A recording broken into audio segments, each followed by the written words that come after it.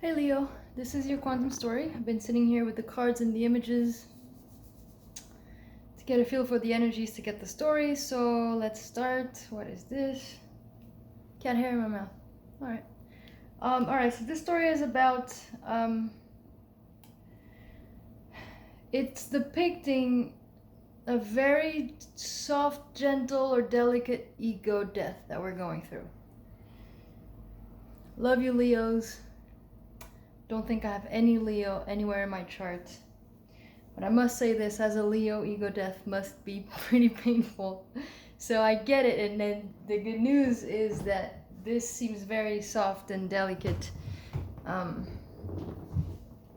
an experience. So here we go. So first card we have is the Ring. And the second card is the Nectar. So basically, it's asking you to get committed to your inner goodness. There's something special about you. There's an essence about you that is soft and rich in goodness and that like feel good everything about you. All of your best energies and qualities, they all live right here. And so it's asking you to get committed to really getting to know it and bringing it forward and live from a place of giving that goodness.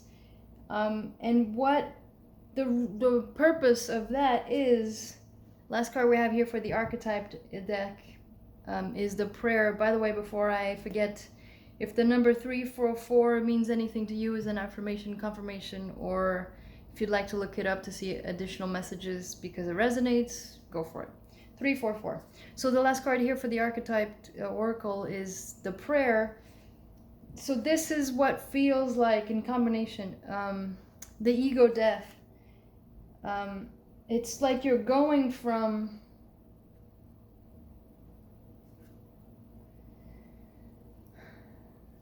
you've learned your lessons. The wolf spirit here, turn knowledge into wisdom.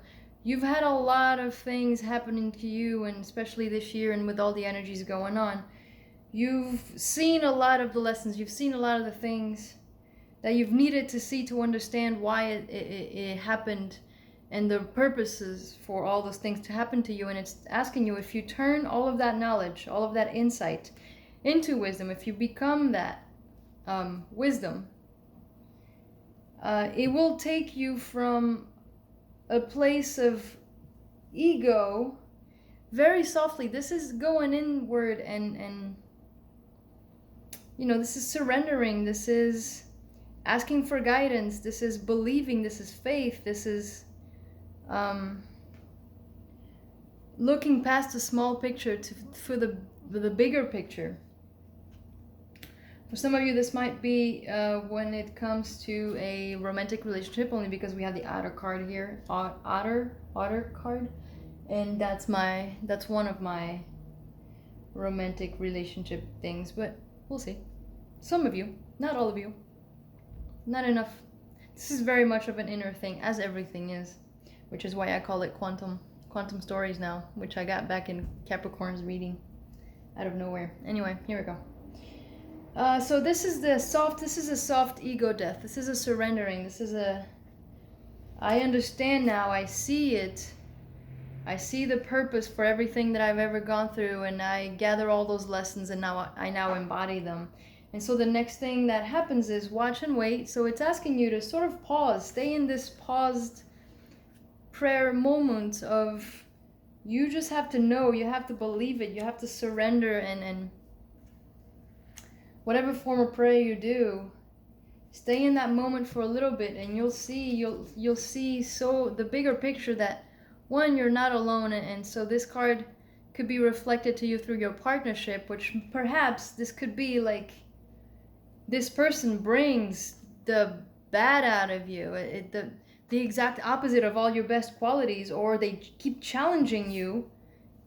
Basically, the reason why they're doing that is they keep challenging you to go deeper and ask or discover or bring out more of the goodness in you, and spill out the goodness no matter what is going on with them or around you in any situation, which is why it takes this tremendous amount of faith. Is if this person is bringing out the shadow side of the nectar, they're challenging you to really be in your positive vibration of the nectar. And that requires an amount of faith. That must be tough. And reverse the roles if this is the opposite, if this is, you know, crosswashers or whatever. So if it is reflected to you in a relationship, this is what it means. But if it's just inward, and it is inward, definitely.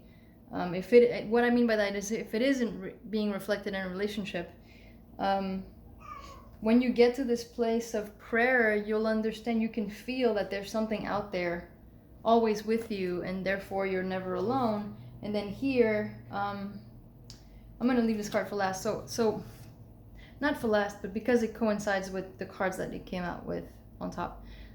So here we go.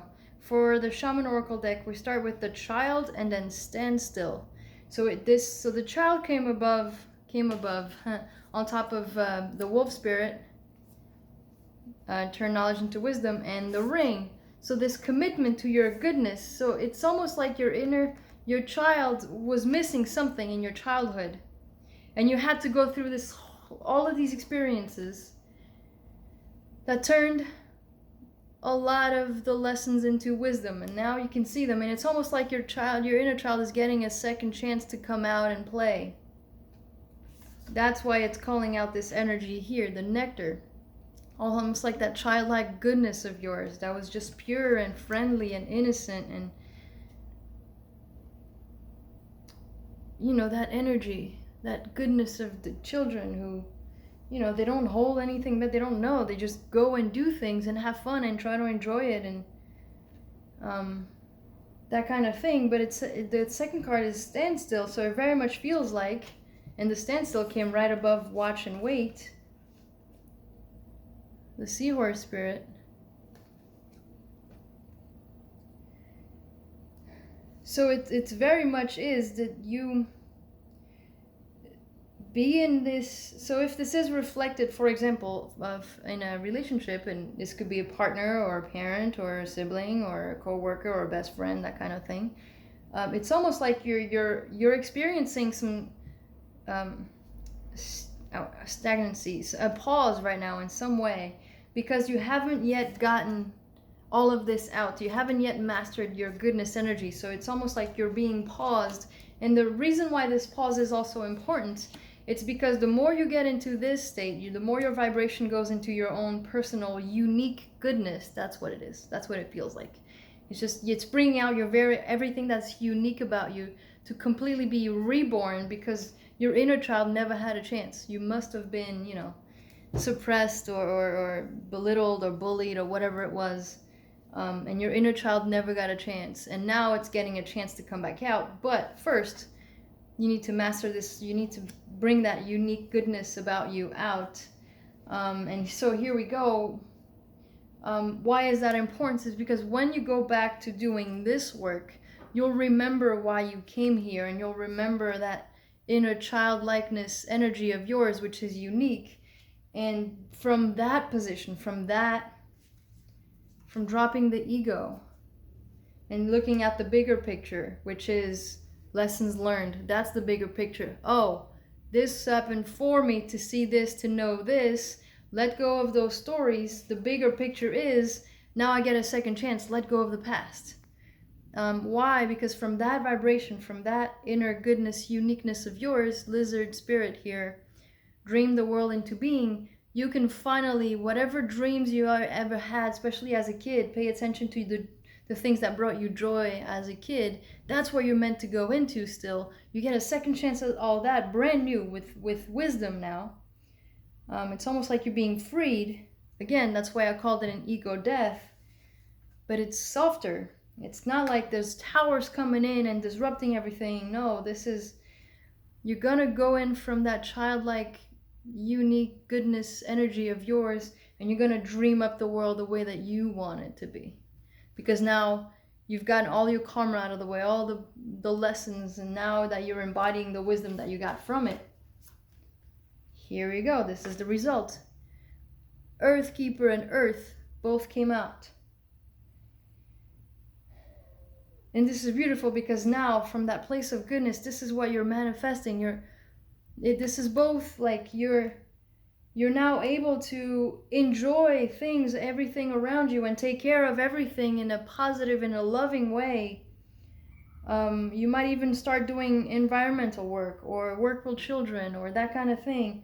And it's really manifesting a brand new, one, you're helping anchor the new earth energies.